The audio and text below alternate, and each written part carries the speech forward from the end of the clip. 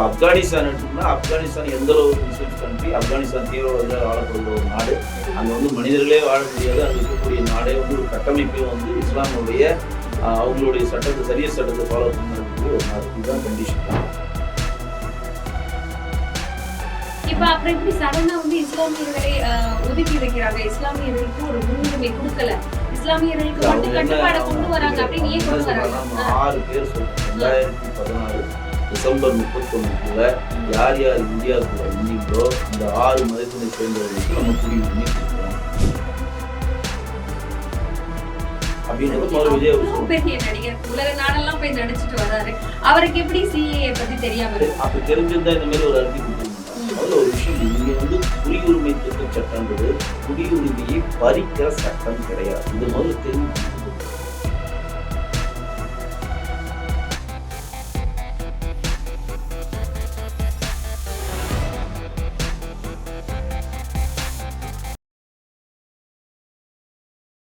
வணக்கம் சார். வணக்கம் சார், நேற்று குடியுரிமை திருத்த சட்டம் இதுல வந்துட்டு சில கட்டுப்பாடுகள் வச்சிருக்காங்க, சில விஷயங்கள் சொல்றாங்க. 5 வருஷமா இதை வந்துட்டு பண்ணணும்னு இம்ப்ளிமெண்ட் பண்ணியாச்சு ஃபைனலி. இதுல வந்து ஒரு குறிப்பா பார்த்தா வந்து முஸ்லிம்களை மட்டும் டார்கெட் பண்ற மாதிரி பிஜேபி ஏதோ பண்ணுது, இஸ்லாமியர்களை தாக்கும் பிஜேபி அப்படிங்கிறாங்க. ஏன் என்ன காரணம்? முதல்ல இங்க இருக்கக்கூடிய குடியுரிமை சட்டம்னா என்னன்றது இங்க இருக்கக்கூடிய புதுசா கட்சி ஆரம்பித்த யாருக்குமே தெரியல. அதுதான் மிகப்பெரிய ஒரு அவநிலை. அப்புறம் அவன் எழுத்துட்டான், இவன் எழுத்துட்டான், நம்மளும் எழுத்துருவோம், சும்மா சொல்லி வச்சிருவோம், சிறுபான்மையை போய் நம்ம ஏன் பகச்சிக்கணும் அப்படின்னு சொல்லி பொத்தாம் போக்கா தான் சொல்றாங்க.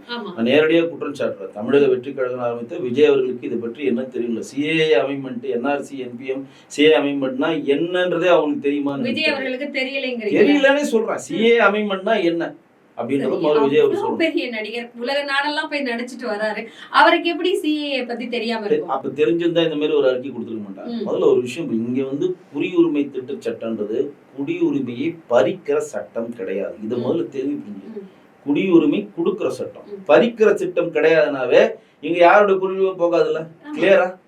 இந்தியாவில் இருக்கக்கூடிய ஒட்டுமொத்த 140 கோடி மக்கள்ல அதிகமான முஸ்லிம்ஸ் வந்து 20 கோடி பேர் இந்தியாவில் வச்சுக்கிறாங்க. உலக நாடுகள்ல அதிகமான முஸ்லிம் வசிக்கக்கூடிய ஒரு நாடு இந்தியா. உலக நாடுகள்லேயே அதிகமா சேஃபா ரொம்ப வந்து பாதுகாப்பான ஒரு நிலையில வந்து முஸ்லிம்ஸ் எங்க இருக்காங்கன்னா இந்தியாவில் இருக்காங்க. எங்கெங்க முஸ்லிம்ஸ் பிரச்சனையில ஏற்பட்டிருக்காங்கன்னு முதல்ல ஒன்று புரிஞ்சுங்க. நீங்க சைனா கண்ட்ரி போனா உய்கர் முஸ்லீம் ஒரு அந்த உய்கர் முஸ்லீமா அவங்கள வந்து அவ்வளோ கொடுமைப்படுத்துறாங்க சைனா. அது வெளியிலே வராது. சைனால ஒரே டெலிவிஷன், ஒரே நியூஸ் பேப்பர், ஒரே நியூஸ் தான், அங்க வெளியிலே வராது.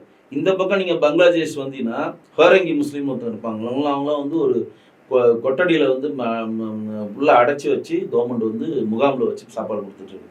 இந்த பக்கம் பாகிஸ்தான் வந்தீங்கன்னா அகமதியர் முஸ்லிம்ஸ் கொஞ்சம் இருக்கிறாங்க. அவங்க எங்களுக்கு பாகிஸ்தான் அரசு எங்களுக்கு வந்து எங்களோட இதை வந்து கண்டுக்க மாட்டேன்றாங்க, எங்களோட வாழ்வாதாரத்துக்கு அச்சுறுத்தலா இருக்கிறாங்கன்னு சொல்லி அப்படியே தள்ளி போனா பாலுஸ்தான் சொல்லிட்டு ஒரு முஸ்லீம்க்கு தனியாக எங்களுக்கு பாகிஸ்தான் வந்து பிரிச்சு கொடுக்கணும்னு சொல்லி இந்தியாவுக்கு சப்போர்ட் பண்ற ஒரு குரூப் இருக்கு. இதெல்லாம் வந்து முஸ்லீம்கள் நம்மளை சுற்றி உள்ள இருக்கிறவங்களுக்கான நடக்கின்ற ஒரு பிரச்சனை. 53 நாடுகள் இருக்குல்ல சார் முஸ்லிம்ஸ், அது ஏன் குறிப்பா அந்த 3 நாடுகளுக்கு மட்டும் விதிவிலக்கா? இல்ல முழுசா சொல்றேன். இப்போ ஆப்கானிஸ்தான் எடுத்தீங்கன்னா ஆப்கானிஸ்தான் எந்த அளவு முஸ்லிம்ஸ் கண்ட்ரி, ஆப்கானிஸ்தான் தீவிரவாதிகளால் ஆளப்படுகிற ஒரு நாடு. அங்க வந்து மனிதர்களே வாழ முடியாது. அங்க இருக்கக்கூடிய நாடே வந்து ஒரு கட்டமைப்பே வந்து இஸ்லாமுடைய அவங்களுடைய சட்டத்தை சரிய சட்டத்தை ஃபாலோ பண்ணி நடக்கக்கூடிய ஒரு நாடு. இதுதான் கண்டிஷன். நம்ம என்ன சொல்றோம், ரொம்ப தெளிவா சொல்றோம், இங்க இருக்கக்கூடிய முஸ்லிம்களுக்கும் இந்த சட்டத்துக்கும் எந்த சம்மந்தமும் கிடையாது. இப்ப அப்புறம் எப்படி சடனா வந்து இஸ்லாமியர்களை ஒதுக்கி வைக்கிறாங்க, இஸ்லாமியர்களுக்கு ஒரு முன்னுரிமை கொடுக்கல, இஸ்லாமியர்களுக்கு மட்டும் கட்டுப்பாடை கொண்டு வராங்க அப்படின்னு ஏன் கொண்டு வராங்க? நம்ம 6 பேர் சொல்றோம். 2014 டிசம்பர் 31 யார் யார் இந்தியாவுக்குள்ள வந்தீங்களோ அந்த 6 மதத்தினை சேர்ந்தவர்களுக்கு நம்ம குடியுரிமை கொடுக்குறோம் சொல்றோம். முழுசா சொல்றோம். இப்ப என்னென்ன புத்த மதம், பௌத்த மதம், ஜெயின்ஸ் மதம், சீக்கியர், இந்து, கிறிஸ்டியன்ஸ், இந்த 6 பேருக்கு நம்ம கொடுக்குறோம். எந்த ஒரு மாற்றம் கிடையாது. ரைட்டா? கிளியரா? அப்ப முஸ்லீம் மதத்துக்கு மட்டும் நீங்க ஏன் கொடுக்குறீங்கன்னு கேள்வி வச்சீங்கன்னா, இந்த 6 பேரும் வந்து முஸ்லீம் நாடால் வந்து அறிவிக்கப்பட்ட நாடு. எது? வங்கதேசம் முஸ்லீம்னால் இஸ்லாமிய நாடு என்று பிரகடனப்பட்ட நாடு. பாகிஸ்தான் முஸ்லீம் கண்ட்ரின்னு பிரகடனப்பட்ட நாடு. ஆப்கானிஸ்தான் முஸ்லீம் கண்ட்ரின்னு பிரகடனப்பட்ட நாடு. இந்த 3 முஸ்லீம் நாடுகளில இப்ப நான் சொன்ன இந்த 6 பிரிவை சேர்ந்தவர்கள் சிறுபான்மையர். நல்லா கேட்டீங்க, சிறுபான்மையர். அங்க அவர்கள் வாழ்வதற்கும் அவர்களுடைய தெய்வங்களை வணங்குவதற்கும் அச்சுறுத்தல் இருக்கிறதுனால அவங்க அகதிகளாக இந்தியாவுக்கு வராங்க. இவங்க வந்து அங்க இருக்கக்கூடிய பெரும்பான்மையில் யாரு? முஸ்லீம்கள். அப்ப அங்க முஸ்லீம்ஸ் அங்க பெரும்பான்மை இருக்கு, இங்கேயே அகதியா வர வேண்டிய வேலை இல்லையே. ரொம்ப சிம்பிள், ரொம்ப மைனூட்டா தெரிஞ்சீங்கன்னா அது போதும். ரொம்ப மண்டையை உடைச்சதுனால இல்ல. மம்தா எதிர்த்துட்டாங்க நான் எதுக்குறேன், ஸ்டாலின் அவர் எதிர்த்துட்டா நான் இல்ல எதுக்குறேன், அதுல அண்ணாமலை பைத்தியக்காரத்தனம் அவர்கள் மாதிரி. ஒரு விஷயம் சொல்லியிருக்காரு. ஸ்டாலின் அவர்களுக்கு என்ன தெரியும், சிஏ அது விடுங்க. என்ன அது தெரியும் வந்து அப்படின்னு சிஏ நான் கேட்டிருக்காரு. இப்பயே சொல்றேன். சிஏ வந்து ரொம்ப உங்களுக்கு நான் சொன்னது இப்போ உங்களுக்கு புரிஞ்சுதா? புரிஞ்சுது. முஸ்லீம் நாடுன்னு அறிவிக்கப்பட்ட நாட்டுல முஸ்லீம்கள் அச்சுறுத்தப்பட வேண்டிய தேவையில்லை. அவர்கள் இந்தியாவுக்கு வர வேண்டிய அகதிகள் கிடையாது. ஆனால் அங்கு சிறுபான்மையா இருக்கிற இந்துக்கள் இருக்கான், கிறிஸ்டின் இருக்கிறான், புத்த மதத்தை சேர்றான். புத்த மதத்தை அவ்வளவு பெரிய புத்த சிலை வச்சான ஆப்கானிஸ்தான்ல. சரி, யாரா இருந்தாலுமே கேட்பாங்க சார். கிறிஸ்டின் வரைக்குமே சீக்கியமாதி புரிதல் உங்களுக்கும் புரிதல் இல்லைன்னு சொல்லுவாங்க. கேக்குறவங்களுக்கு புரிதல் இல்லைன்னு இல்ல, புரிதல் இல்லாம கிடையாது. கேக்குறவங்க அப்படிதானே சார் கேட்பாங்க. அப்பதான் நான் சொல்றேன், உங்களுக்கு புரியலையா? அவங்களுக்கு இங்க 20 கோடி முஸ்லீம் இருக்கிறாங்க, அவங்களுக்கு குடியுரிமையே தேவையில்லைங்க. ஆல்ரெடி இருக்கிறாங்க, அவங்க எல்லா ஆவணங்களும் இருக்குங்க. அவங்கள்ட்ட நாங்க சொல்றோம், இது வந்து குடியுரிமையை பறிக்கிற சட்டம் இல்ல, குடியுரிமை கொடுக்கிற சட்டம். அது கரெக்ட். 2019 சட்டத்தை இம்ப்ளிமெண்ட் பண்ணாங்க பார்லிமெண்ட்ல.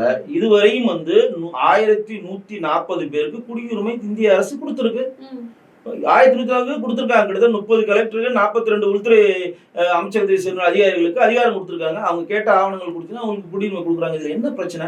இதுல முஸ்லீம் சகோதரர்கள் வந்து கஷ்டப்படுறதுக்கோ மண்டையை உடைச்சுக்கிறதுக்கோ பிஜேபி அரசு எதிராக செயல்படுதுன்னு நினைக்கிறதுக்கான எந்த வேலையும் கிடையாது. ரொம்ப சிம்பிள் தான் அது.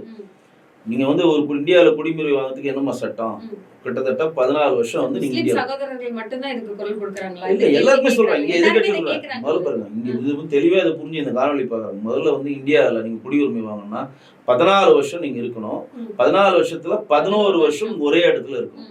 அதையும் இங்க லிபரல் பண்ணிருக்காங்க. 2019 கொடுக்கப்பட்ட புதிய குடியுரிமை திட்ட சட்டத்துல 5 வருடங்கள் நீங்க முழுமையா இந்தியாவில் இருந்தாலே எந்த ஆவணங்கள் இல்லாமல் உங்களுக்கு குடியுரிமை கொடுக்கப்படுது. இதோட என்ன வேணும்?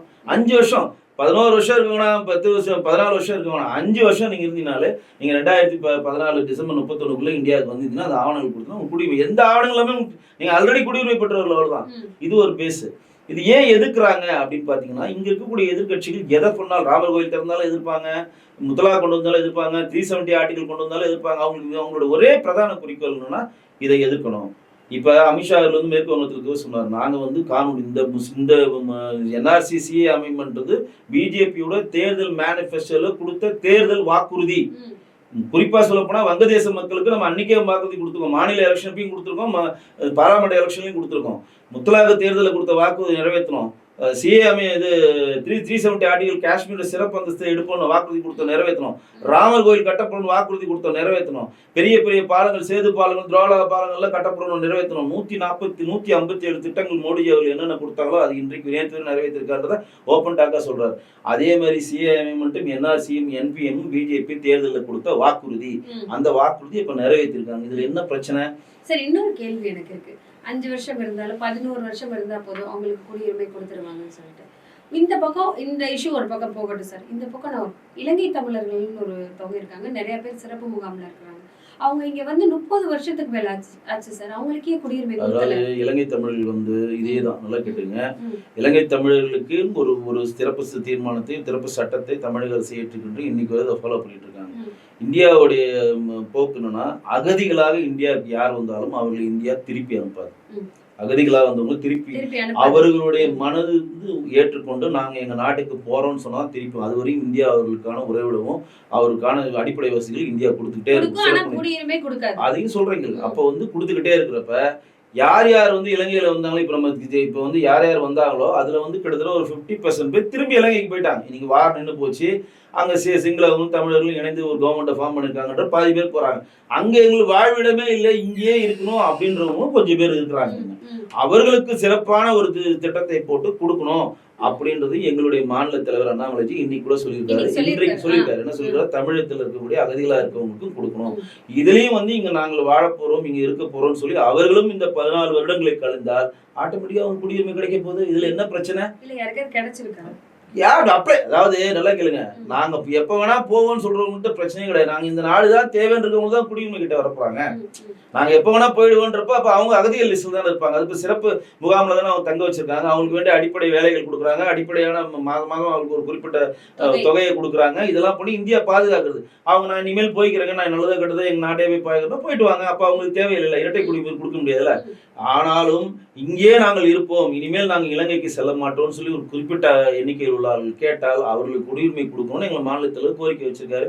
அது வந்து இப்போ வந்து இப்போதான் வந்து இந்த பாயிண்ட்ஸ் எல்லாம் சொல்லியிருக்காங்க. இப்போ சட்டமன்றத்தை வந்து பாராளுமன்றத்தில் போயிட்டு மாநிலவையிலும் மக்களவையிலும் கண்டிப்பாக வந்து குடியுரிமை திட்ட சட்டம்னா என்ன, இதோட சரத்துகள் என்ன, இது எப்படி ஏற்றுக்கணும், நெட்ல எப்படி அப்ளை பண்ணணுன்றதெல்லாம் ரெண்டுலையும் அப்ரூவ் ஆகிட்டு தான் இங்கே வந்திருக்கு. அதுல இனிமேல் அது டெவலப் பண்றதுக்கான வாய்ப்புகள் இருக்கு. கோரிக்கை வச்சிருக்கோம். இனிமேல் பொறுத்து இருந்தா பார்க்கணும். ஓகே சார், நன்றி சார், தொடர்ந்து பேசலாம். நன்றி.